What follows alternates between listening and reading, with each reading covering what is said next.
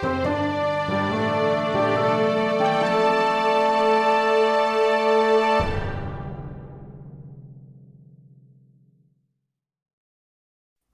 story seekers. I'm Nico. I'm Ben, and you're listening to The Tiny Bookcase. Our guest for this episode is a speculative fiction writer, editor, and publisher from Nigeria. Their writing has appeared in Asimov's fantasy and science fiction publications, Uncanny Magazine, Tor.com, and Galaxy's Edge. They've also been a finalist for many prestigious writing awards and edited the first ever Year's Best African Speculative Fiction Anthology. We would like to warmly welcome Oghenechovwe Donald Ekpeki. Hello, Oghenechovwe.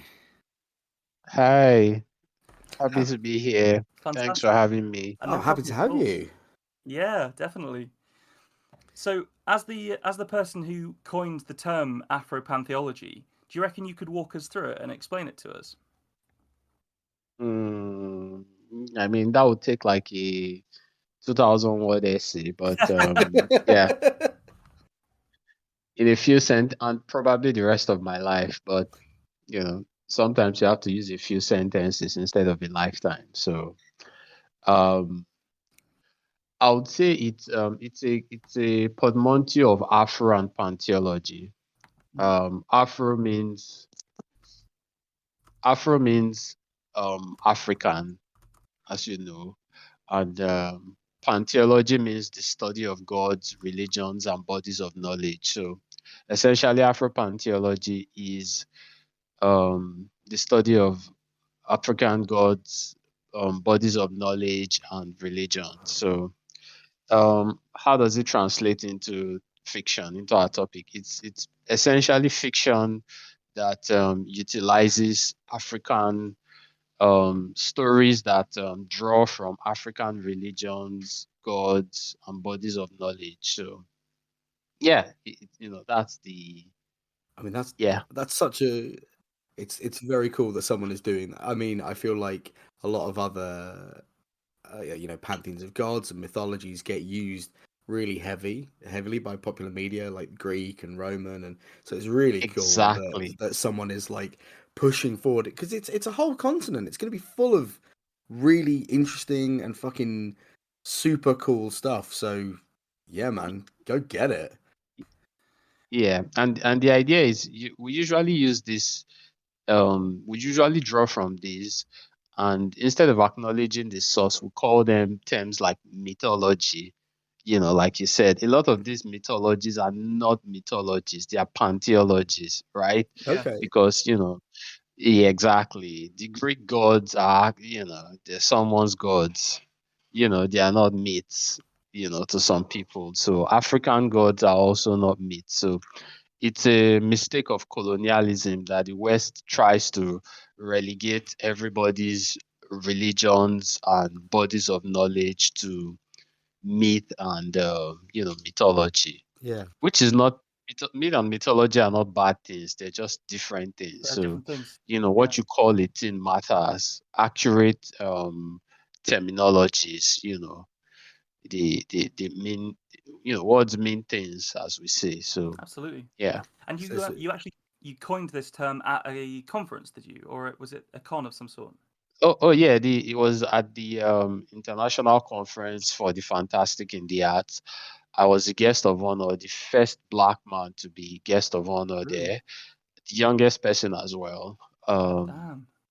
Yeah, so I was at the conference. It was Afrofuturism themed, which was a very great platform and opportunity to do this because Afropantheology, it's actually let's call it sort of an advancement of Afrofuturism. It's tied to Afrofuturism.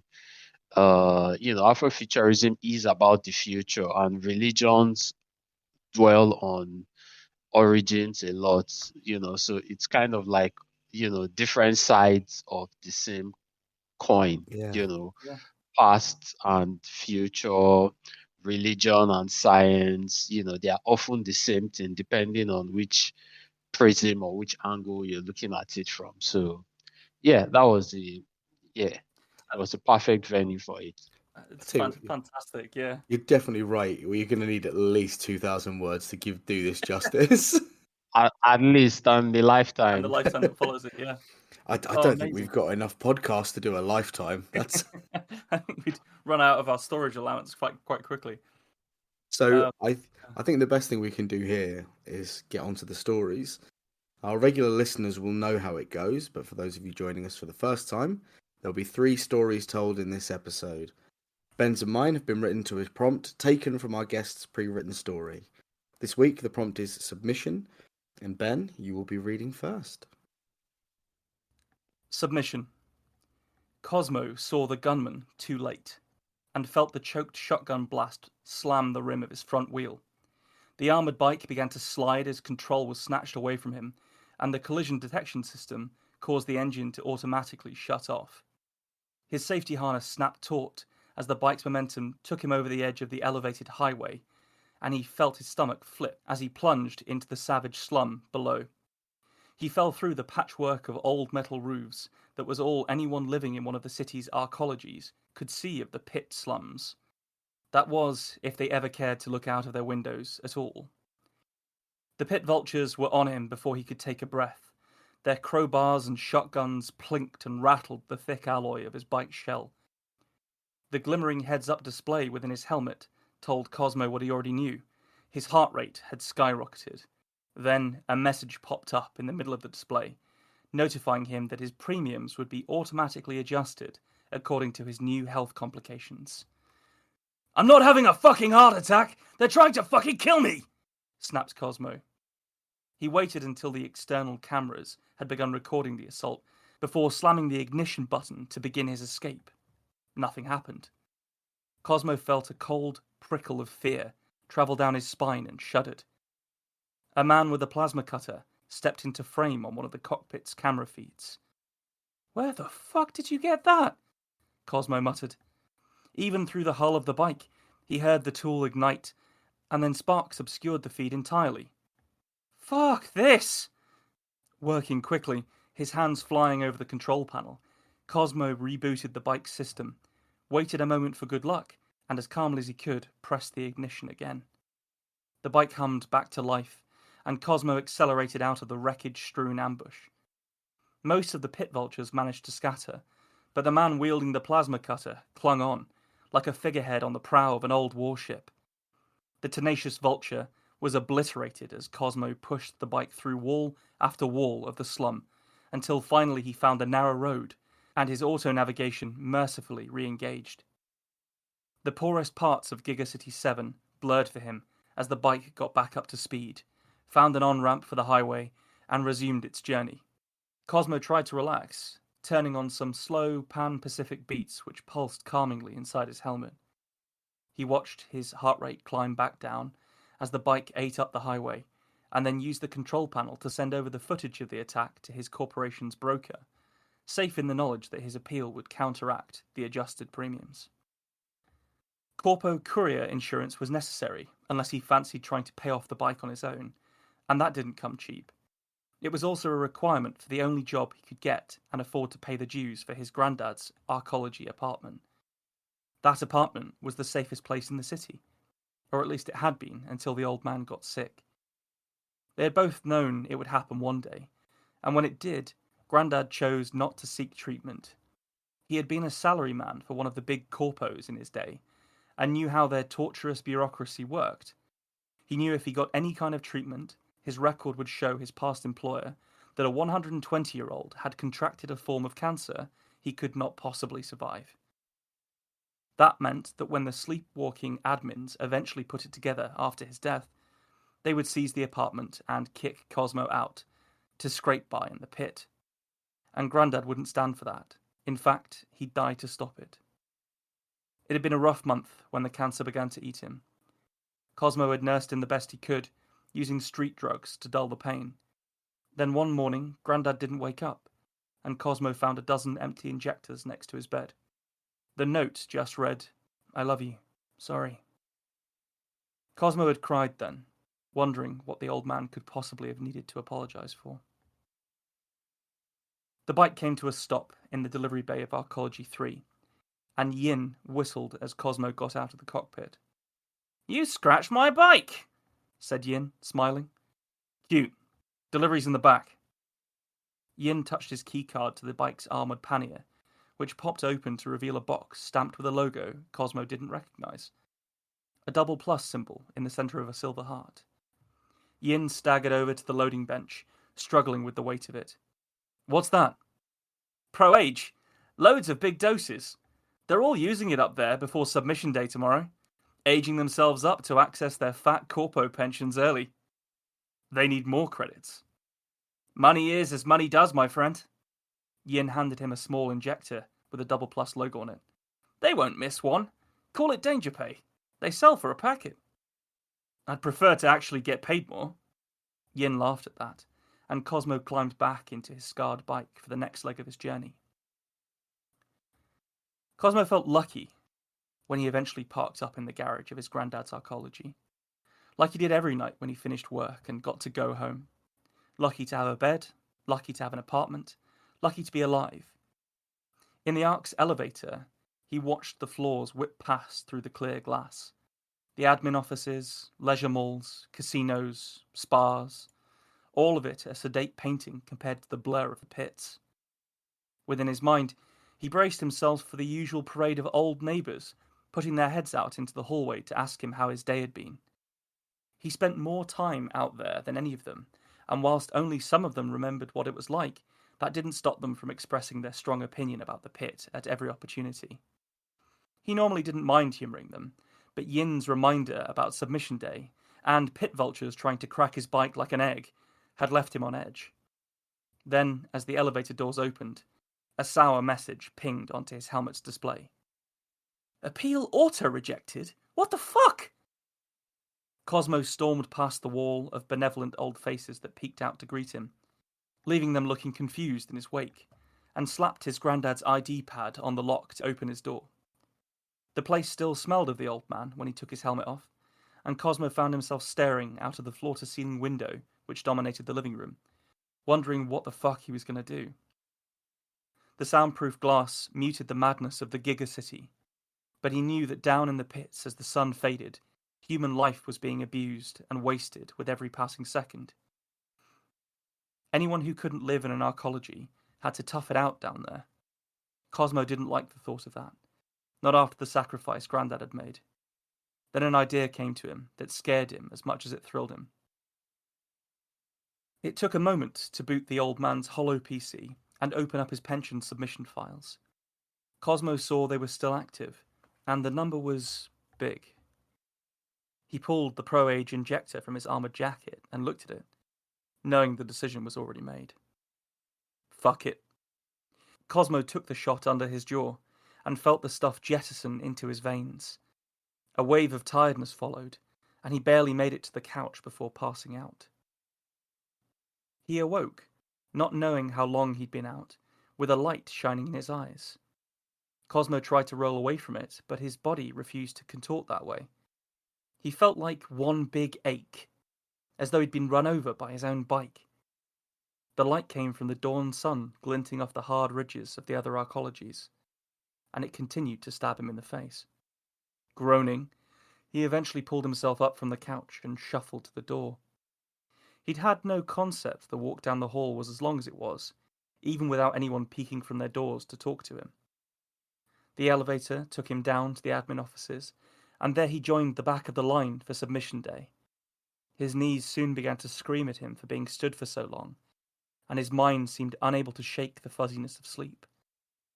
Inch by painful inch, the queue dragged him closer to the corpo pension administrator, and when it was his turn, he hobbled to the kiosk.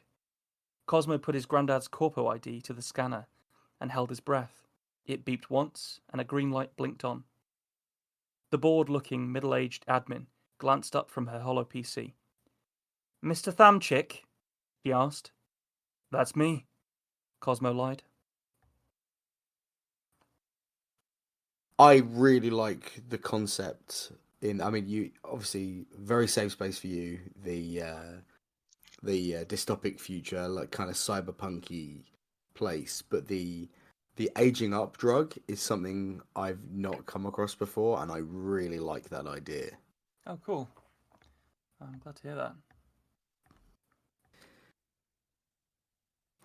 Yes, it was an idea I had a while ago, and I think it just sort of felt like the right time to sort of deploy it. Really, like the prompt of submission was quite an interesting one, I think, Yeah.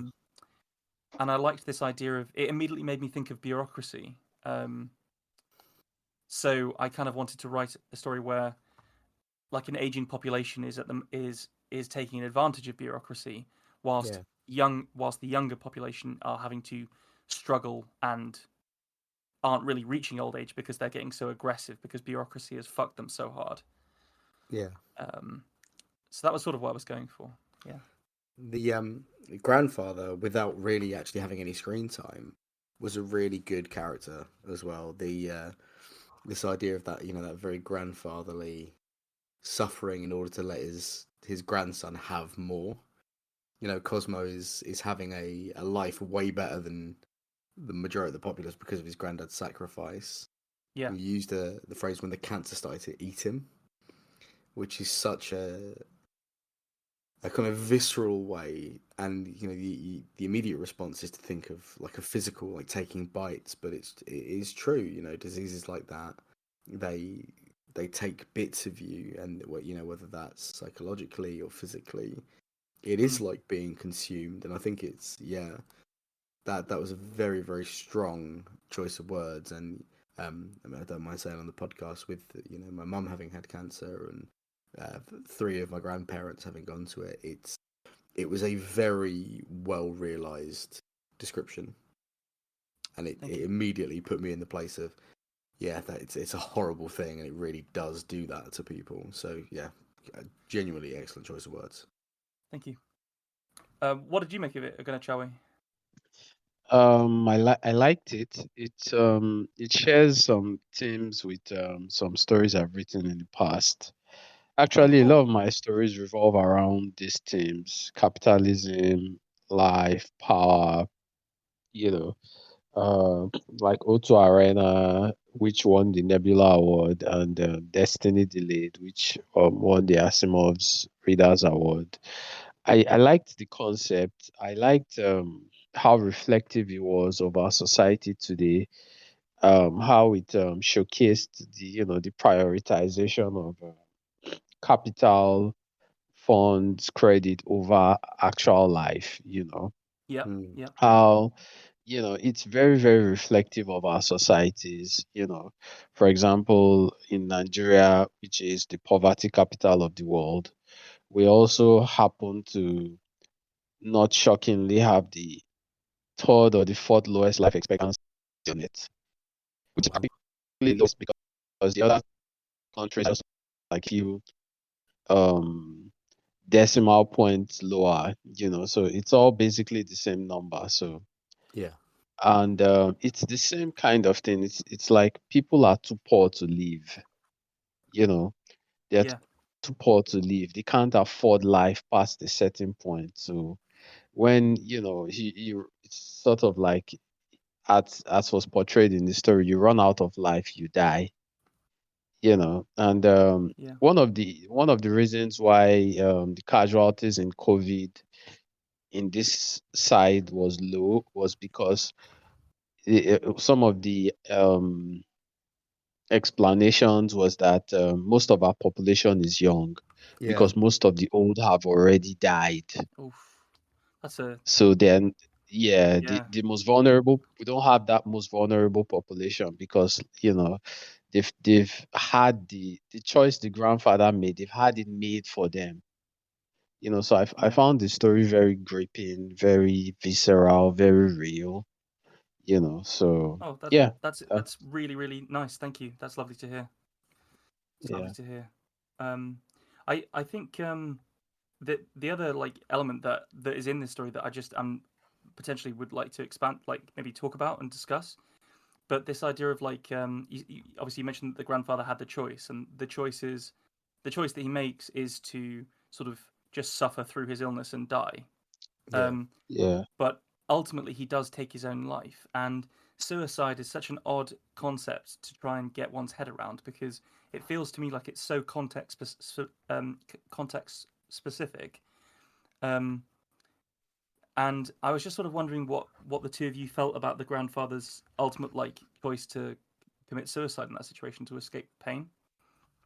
Like, is that something that you feel was retained the honor of the character, or do you think it was problematic at all? I mean, what I thought about it, this might be odd, but it came off to me as agency.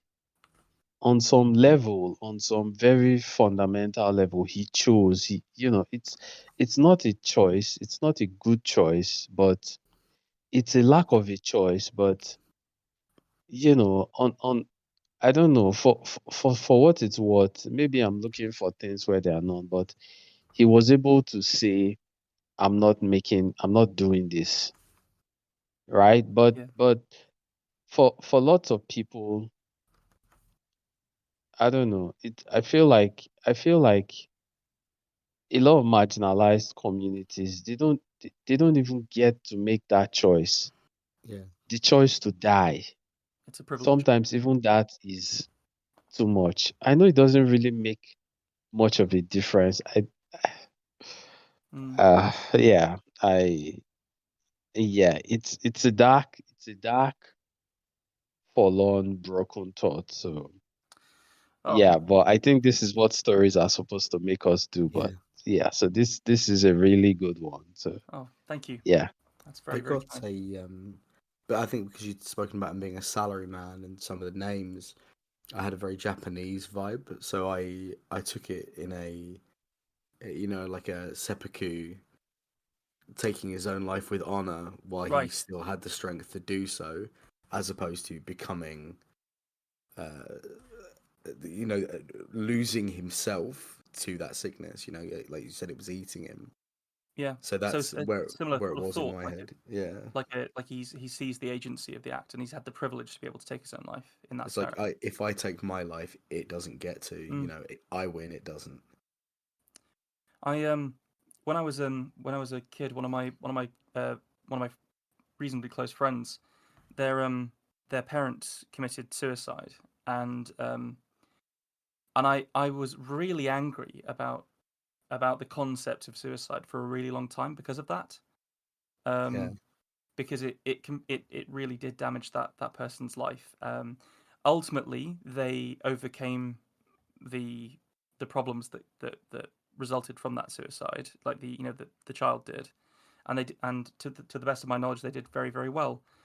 But it essentially took for Terry Pratchett to start talking about assisted suicide and like choosing death when there are the only other option is like illness and pain, Yeah. for me to start like opening my eyes a little bit to this. So I would say my thoughts on this are still a bit nascent. So I'm glad that this has come across reasonably well, because I feel like I haven't fully formed and deepened my opinion on it yet. But I think that's the thing is the term suicide actually covers quite a lot, and there are, at least to me, there's a big difference between euthanasia, which is what I would say this is.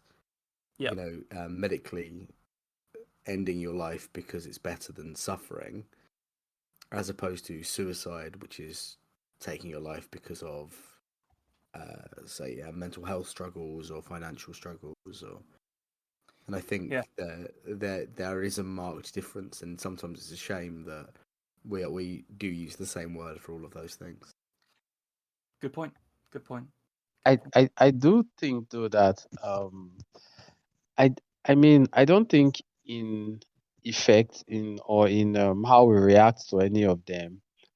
I don't think there should be much difference regarding the shame consideration of it. I don't think there's shame in either of them. I'll Suicide pick it from up. mental health struggles or medical euthanasia or assisted suicide due to medical um problems. I think either of them is there are things that should not you know attract or draw so much shame. Yeah, Yeah, mental health, I think it's a valid issue, as well my as God, yeah. medical problems that require consideration of assisted suicide or euthanasia. I think that's a very solid outlook. Yeah, and I think it's one that it's taken me a while Although, to of course, to they get are into. different. They do have, they're not exactly the same. No, no. I can appreciate the technical The differences, but distinction, yeah. yes. But I think overall, the reaction to both should not be shaming It should come or from a place yeah, of empathy. Yeah. yes, exactly. Yeah, I think for me, because that situation that I described when I was a kid, that it wasn't ever to do with like shaming the person that had done it. It was more to do with the anger that had been left, but at the situation that they'd caused through their action, if that makes sense. Yeah. And I was a kid when it happened, so it was a fairly limited. Yeah, View. that's fair. That's fair. Yeah. Yeah. Well, that got deep. It With did. Oh boy. it Oh boy. oh boy. Yeah. But if you're up for it, would you be ready to read? Me? Yeah. Oh yes. Yeah, sure. Like, yeah, I think we need something light to lighten the shadows in the room. Love it. Mm. Okay. So, my story is titled "The Magazine of Horror." Not so light, right? It's published in Apex Magazine, um, August 15, 2023. And yeah, so I'm reading now. I'm jumping right in. Cover letter, February 19, 2020. Dear editor, I am a Nigerian writer and slush reader who is studying law in the University of Lagos, Nigeria. Please find attached my 6,732 word horror short story. I thank you for your time and consideration and look forward to hearing from you. Sincerely, Oghenechovwe Donald Ekpeki. P.S. As an aside, I was wondering and didn't want to add something so silly to the main body of my cover letter. It's silly, really, the worries of a newbie writer. I heard that your magazine is the greatest horror magazine and will only publish the greatest horror story at a time. And in the lifetime of the published writer, will publish no other story until the accepted writer expires. Also, that should a story be accepted, the current story is deleted and the displaced writer dies. What is worse, I heard that all those rejected by your magazine also die. This is, of course, all just silly rumors. I noticed that your magazine only has one story on it, despite its ridiculously high pay rate of $100,000 per story. These are just the silly worries of a newbie writer, and your standards are probably just high. I figure you can't pay many writers with the pay rate what it is. Feel free to ignore my ridiculous query, unless, of course, you want to clarify that they are indeed just rumors. Inbox, February 20, 2020. Dear Oghenechovwe, good morning. I would like to allay your fears that what you have heard are rumors, but I cannot. We do take what we do here very seriously, as storytelling is a life and death matter. You saw our pay rate.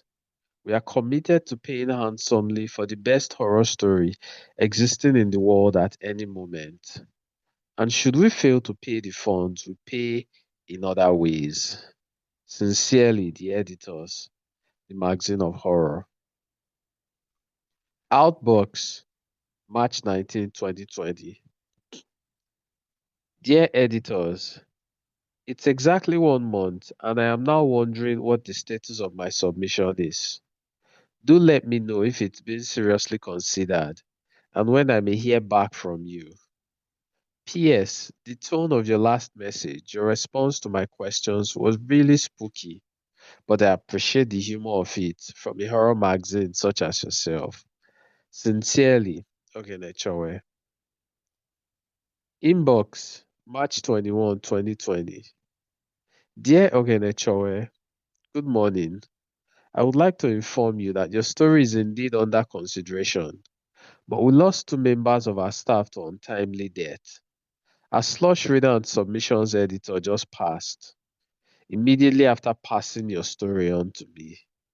We have logged your story into the under consideration pile. Funny I use the word pile as it's the only one there.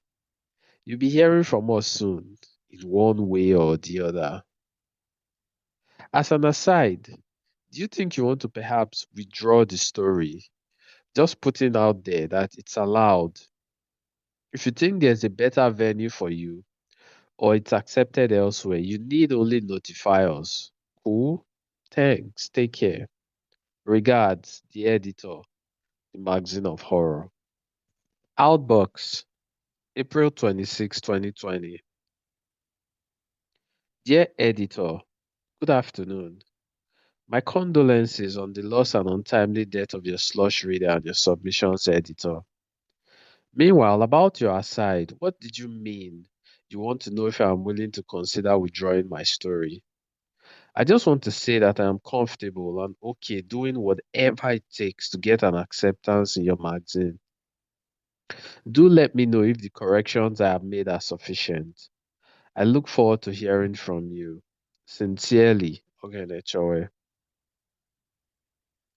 Inbox, July 19, 2020.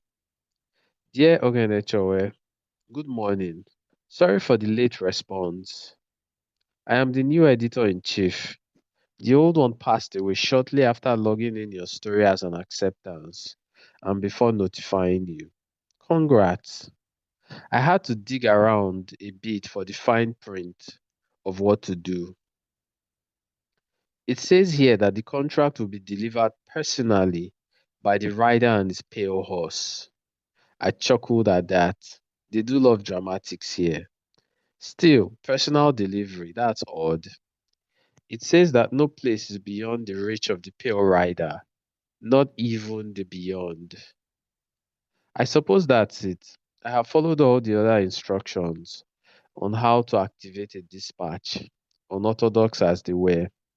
So I suppose you shall be hearing from this pale rider. Oh, and they spoke of some final test, assessment by the rider to ascertain if the writer is as worthy as his story. An old tradition. The rider will bear both eyes and that means, but probably an old-fashioned way of checking your personal info and story for plagiarism or just more dramatics. Do let me know location date. Sincerely, the editor, the magazine of horror. A young writer sat in front of his computer in a self-contained apartment in Abule Oja, the student community of the University of Lagos. A very electric thrill ran through him, a feeling of unquantifiable euphoria, for he had just finished reading an acceptance letter. Not just any acceptance, not even just one from a pro magazine, but one from the greatest horror magazine, certifying him the greatest horror writer alive, along with a monetary prize of $100,000, the grand lottery of short stories. The unusual terms and requirements did not dim his joy but added to it. His excitement, though not dimmed, was mixed, euphoria and trepidation. A rider delivering the contract and payment, a final test.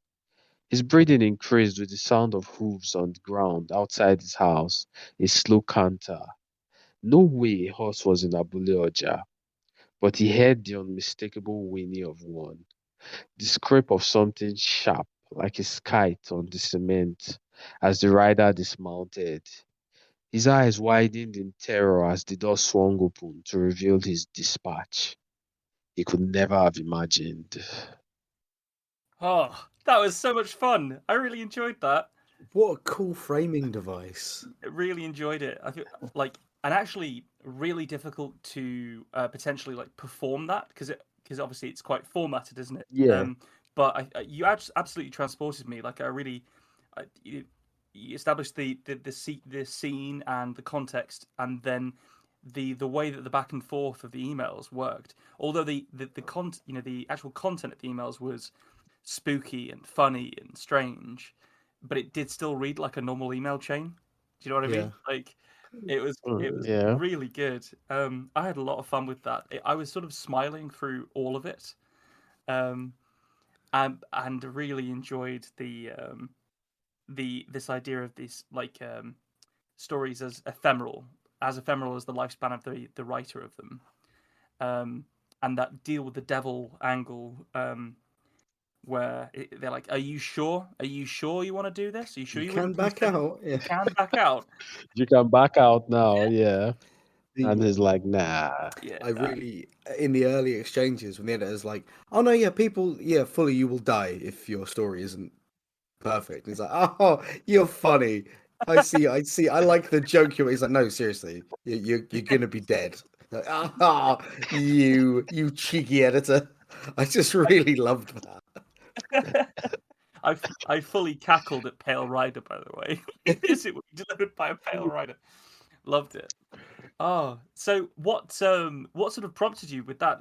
Was that sort of like born of your own, obviously not actual experiences submitting stories, but How do you know? Your summer when you were the horse rider who took people's lives. That was that the one? Yeah. Yeah. or was it just So yeah? Go on. yeah, so the story is actually a lot of my stories are drawn from reality, and this one is no different. It's sort of the reality of the writer today, Mm, maybe especially coming from where I am. Stories are a life and death matter. You see, whether you pay your bills, whether you get to buy drugs for your disability, whether you eat, depends on whether you sell that story, yeah, and that acceptance, that rejection from an editor sitting across the world, it's there's this life and death um um skill to writing for certain people that it's not always clear to the rest of the industry. For a lot of people it's art, but for a lot of people it's and that start to come across more largely today. Writing is sort of becoming, it's taking on that kind of survivalist, also them do or die, Do or with the rise of AI yeah. stealing the works of writers and book bans and everything, so it's sort of a parody of, the how it really feels, how it's really becoming. So yeah. I think I really felt that, like, obviously it is funny and it is a parody, but actually by reminding people of what can be at stake and what is legitimately at Yes. stake, it does it. Although I was smiling throughout, I wasn't sort of giggling and thinking, oh, this is very, this is just amusing. It was like, yeah, yeah. I mean, yeah, I'd probably take 100K Oh for a yeah. story. Yeah, I mean, would you risk death to sell the story that could, buy you your home, give your life security? It's Yeah, yeah, exactly. Yes. I think we'd all I take mean, the I mean, in risk. a way, we all do already. Yeah. Yeah. Oh, that was phenomenal. Oh, So yeah, this I really loved it. when you I'm interested actually because obviously this was ultimately published somewhere. Where was it published again? Sorry, just I have forgotten. Apex Apex magazine. It's Magazine. one So of the prominent science fiction fantasy absolutely. magazines. So what did you think when you went on submission for this? Were you amused that they accepted it when it was about a story getting accepted? If you see what I mean. I I was shocked. I've sent this story to a number of places, and it's not the kind of story. It's a bit difficult to take seriously, because it seems to be poking, fun at both the editor, the publisher, the magazine. It's a story that's hard to take seriously. Yeah. So I was it was just an experiment. It was sort of a joke. was my it was my joke, at the industry. So I'm surprised. Yeah, I guess they can take a good joke. Yeah, I that's guess good. at least Apex Magazine. Yeah, I mean that's props to Apex there, right? Like they got it. Yeah, Fantastic. Oh no, thank you so much for sharing that with us. That I really enjoyed that. And I also just really enjoyed the way that you delivered the humor of it as well. Like that's an aspect that I struggle with when we're reading stories on the podcast. Like in the past, I think I maybe have written two funny stories in the time that we've run this podcast, and I find it very difficult. Whereas Nico is naturally very funny and good at performing, and he does it sort of fairly effortlessly. And I felt like you also did that pretty effortlessly. So yeah, very well done. I enjoyed it. Thank you. Yeah, I'd agree. Beautifully delivered. The very subtle. Obviously, you couldn't put like loads of expression into them because they're emails. But that subtle shift in tone in your voice as you would change between the two different yeah, senders, it it it carries the story through in a way that I think did do a great job of translating that formatting from page to a voice performance. So yeah, like highly commendable. A very difficult thing to do. yeah. It's funny. This is I'm going to share this here. This is a shorter version of the story. It was much longer. It was actually a long story. I totally got carried away. Stephen King was in the story. You know, each of the magazine I was submitting to, their editors were in the story. The actual editors, Oh but I damn! guess that was too much. So If it'd been like Love and Kisses, Ben and Nico, I might have freaked out. exactly. Yeah. Oh, brilliant. Well, thank you again. I think it might be time to have our third and final story. Okay. I'll try. You'll try. Go on then. Take it away, Nico. I'll submit. Submission. Are you truly going to kneel, father? The boy's voice was reedy in the clamour of the city.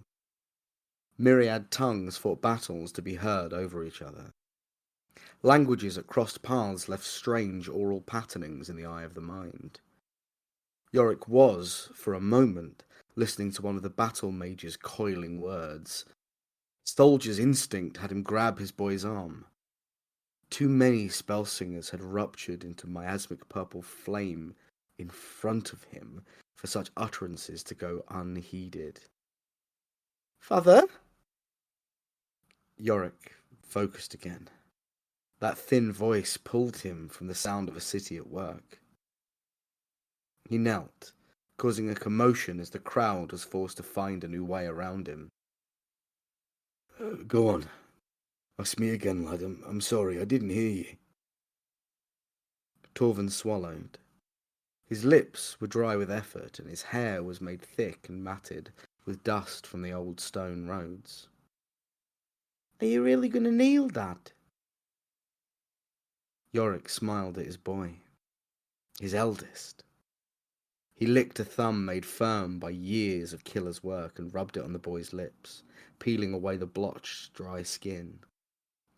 Reaching back, he unclasped his water skin and handed it to the lad. You tell me when you're thirsty, boy. No good comes of suffering in silence. Torvin opened his mouth as though to continue. Drink, boy. And yes, I'm gonna kneel. By extension, so do you. And your mother, your siblings, and all the folk of Solemnwood. He allowed his weather-beaten face to separate into a kindly smile and ruffled his son's hair. It sent a cascade of grey-brown dust drifting into the wind. Make yourself look respectable, boy. No one ought to meet a queen with chapped lips and an urchin's hairdo. Yorick patted the boy and stood again, to disgruntled sounds from the other swarming pedestrians. He wondered if they knew who he was. Rebels, they were being called now. A rebellion that had been crushed. That was distinctly not how he remembered the thing. But history, he reminded himself, was always put to parchment by the winners. He had not thought to see that in his lifetime. He wondered how Oran the Fair, or Gadwin, or Thatch Jack would take to being called rebels. With some joy, most likely. They hadn't balked because it was a woman who sought the throne. It was the woman. Her reputation preceded her. She'd recently taken a 5th husband. The predecessors all dead in mysterious circumstances. Not unlike her siblings. You couldn't speak it aloud. The play was clearly foul. It didn't take a divination sorcerer to see through the woven web of intrigue around the Queen. So they'd started to amass their armies, and they'd asked Yorick for his support, which at first was cutting supply lines and sending no more barrels to the capital. Thirsty armies are failing armies. Sober ones doubly so. But soon it was, can we use your men-at-arms? And then it was battlefields. And soon it was boys with hoes snatched and swords shoved into their hands. Court magicians handed staves and tomes and told, get out there. And it was blood. And it was death and it was horror. Yorick could fight. His father had enforced a tutelage in the art of swordsmanship. But he was better at wine. Though Yorick had fought. He'd snatched futures from men and boys alike to protect his home. Not from them, but from their queen. And then he'd been the last general standing. Perhaps because he was the only one who seemed to know the word retreat. And now he must represent the whole rebellion. The one who must swear fealty, who must politic the future for the now lordless lands. He was better at wine. The city swallowed them once again as they moved, and clutching his son's hand lest he be swept into the stone metropolis, Yorick allowed the tide to carry them to the palace. It's where everyone was going anyway. They were coming to see him kneel, and not one of them out here knew who he was. But the heralds knew. As his feet touched the boundaries to the palace, the cry went out, presenting Lord Yorick Aimer, commander of the rebel army and lord of Grove. The crowd around him exploded with jeers and boos. They hated him, because they'd been told that they did. Not one of these braying folk had been there, in the rain and blood and shit. Not one. Put one foot afore the other, and protect your boy. Yorick moved his son before him, and guided him into the antechamber of the palace. The guards were shuffling the sea of commoners into the pits on either side. But he was ignored. The heralds marched before him, calling their proclamation over again. More screams, more jeers. Then there she was, the Queen. Her high-backed chair draped in the new colours of her reign. A purple banner marked through with a golden lyre. He nearly sneered at the ironic wordplay. Her voice cut through the calling crowd, who fell silent in eager appeasement of their monarch. You are very young, Lord Aimer. It's no wonder you lost. The crowd guffawed in unison. Yorick cursed himself and stepped in front of his son, squeezing his hand as he went. Your Grace. With no prompting, Yorick fell to his knees. His weary bones shuddered as the cold marble floor gave no soft resistance. Ah, Lord Aimer, my mistake. It is your bodyguard who is young. I had not expected you to sink so low as to have children fight for you. More effective, no doubt. The jeers again. Yorick bit his tongue. Weather this, and live for Torvin, and Arnold, and Ygritte, and Salos, And when he did not answer, the queen spoke on. I received your gift. The emphasis sat wrong. It was an insult. It is poisoned, I assume? One last attempt on my life? Yorick felt his gaze unbidden snap up to look at the queen. He couldn't hold his tongue. No, your grace, it's our finest vintage. Every barrel in my hold given to you. A gift from my lands to your kingdom. The queen smirked as barrels began to be hefted in by her staff. The thuds as they were placed filled in the beats Yorick's heart was skipping. Then you will not mind drinking, Lord Aymer. A barrel was cracked and a cup dipped, then handed to him. With no hesitation, Yorick threw it back. It was good, but he knew that. He was better at wine. The next, the queen indicated, and another barrel was unsealed. Your grace? Yorick felt the question slip. Drink. The word was spoken like an incantation as another cup was thrust against his mouth. He had sent 300 barrels. He would drown, or die of wine poisoning before long. 300 cups would end a mountain. As the third came, he reached and took it with his own hand. He drank slower, letting air in with the pour. As the rich flavour coated his tongue, he let out a sound of satisfaction. We really are excellent vineyards. He said it to no one, and everyone. And he felt the wine courage begin to tickle his fingertips. He wasn't going to die like this. Run, boy, he said quietly. Run. As the next cup was thrust towards his face, he reached and once again placed a hand on it. His other he placed on the guard's chest. He took to his feet, much to the guard's gawking surprise. Right, your majesty. If we've had enough fucking around, I think it's time someone taught you a lesson. He listened for the sound of pattering feet, to make sure the boy had fled as he drew attention. Like lightning, he splashed the full goblet against the guard's face, causing the man to shriek as his eyes stung.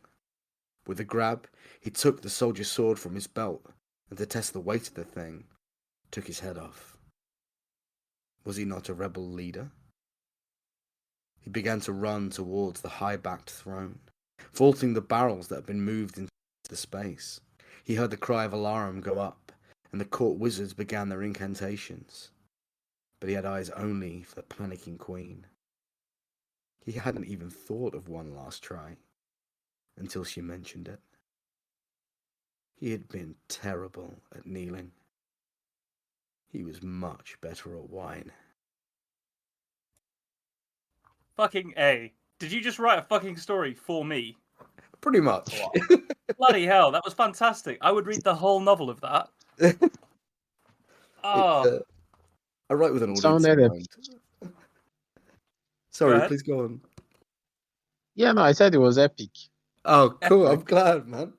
That's the word. Yeah, epic. Fuck. Yes. That was so cool. It's an interesting one because I'd started writing a completely different story. And, you know, as I was writing it, I was like, I think this is shit. Yeah. And I had a real, like, stopped mid-typing. I was like, I'm writing a really, really awful story. Hey, at least it happened at that point rather than Yeah. after you've written it and then you're reading through it and you're going, hang on, this is shit. I just sort of leant back in my chair and went, I'm gonna start again. Because I've had an idea. I was like, because it wasn't just like, this is shit. I was like, wait, this is shit. And a much better story would... What do I mean a much better story would be? Just write that story, you fucking idiot. So, so that was my journey on this prompt. What a time. Yeah. That's cool. So I guess this story was born from the carcass of the old, Big time. like a phoenix story. Mm. Phoenix story. Oh, I like that. Yeah. Maybe maybe I won't feel defeated the next time I write something that's crap, and I'll be like, "What's the phoenix from Exactly. this ashes?" Yes. Oh, I Yes. mean, we do put out quotes from the episode. I think that's it. I might write that down now. Save myself the time later. Phoenix stories. Love it. Oh, Oh, but I really enjoyed it. I thought the flow of it was so good. It was so like evocative. The relationship between the father and the son was really well done. Exactly. It just worked. Like you built the world immediately, and um, in particular, I really enjoyed the moment where, he was talking and like all the about all the people that were sort of pressed into fight. yeah, The bit about how court magicians were like handed staves and just forced out to be battle mages. yeah, Like that had such like the kids that get forced to fight at Helm's Deep in the Lord of the Rings movies. yes, But also it does tell you a lot about the magic of the world. That it's high magic. It's really really dangerous, but it has an incredibly high cost with it as well. yeah. I love this idea of maybe there are these guys who they're hired to make little birds of light appear out of their hands at parties for Yeah, children, and they're like, "Cool, you're a battle wizard now. Do a fireball," and these dudes like exploding on the battlefield. do a fireball. Oh, I loved it. Seriously, I would read the whole book. I would read the whole book. Yeah, yeah. I thoroughly enjoyed writing it. I'm gonna need some more stuff from about Thatch Jack. He seems like he's going to be a good dude, or was a good dude. I appreciate that he's now dead. We're gonna write a prequel now. Prequel for Thatch Jack. Um, yeah, really enjoyed it. The one interesting approach to the prompt of submission. This idea of like feudal power Yeah, being maintained through submission. Because what does a king or a queen in that context actually own? What do they? Then not much. Like it all works from one person swearing loyalty and then 10 yeah, people swearing that. It's like a pyramid scheme of loyalty, yeah. and you really nailed that he as a rebel leader had to be the one to kneel, and he was the only one that survived to kneel. Oh Didn't even start the rebellion, but was yeah. still alive at the end of it. So it's like, well, you have a house, so get on your knees. I I gave you a similar note last week when we were recording, and it was that I almost would have just ended it just slightly earlier. Um, and I'm not sure I'm still not sure I'm right, but I really enjoyed the bit where you ended the sentence until she'd mentioned it. So, yeah, I that last line, I put it in and took it out about 10 times, Right. and I think it's almost exactly the same thing because like last time it ties back to that previous line that's been repeated. And that's But important in storytelling for the rhythm and the flow of the story and the pattern. Um, possibly the line before does it maybe kind of thuds, doesn't it? In a it definitely thudded me, yeah, for sure. mm. I'm enjoying the idea of the verb to thud. I like that. Get thudded. Get thudded. Get thudded. Oh, yes, really enjoyed it. Very, very positive, and I want more. I want more. So go and write some more. You're not getting any. Oh, brilliant. So we're nearly at the time for questions, I think. But what that means is before we send these lovely people away for a week, Oghenechovwe, could you tell us where the lovely people can find your work and find out more about you? Okay, you can follow my website at odekpeki.com, odekpeki. You can also follow me on Twitter at penprince_, and penprince on Instagram, and penprince on Blue Sky. Brilliant. Okay, we'll definitely head over there and join us for the next bit when we'll be asking our guest some of our questions and digging into storytelling and all the wonderful things that go along with it. All right. Thanks for joining us for this episode of The Tiny Bookcase. Remember to subscribe, otherwise you're going to miss out on the future fun. Also, tell a friend. If you like this episode, link them to it. We'd be tremendously grateful. You can follow us on Twitter at BookcaseTiny, Facebook at The Tiny Bookcase, and Instagram at BookcaseTiny for updates. Speaking of supporting the podcast, well, magic can only take one so far. The Tiny Bookcase is supported by the generosity of its patrons.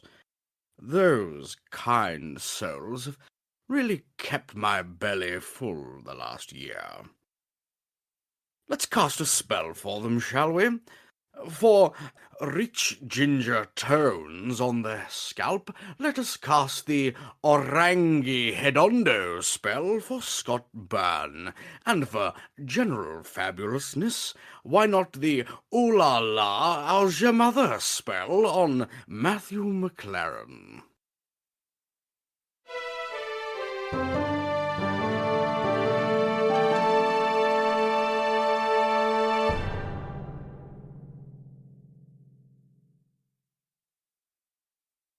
How do you come up with that shit, man?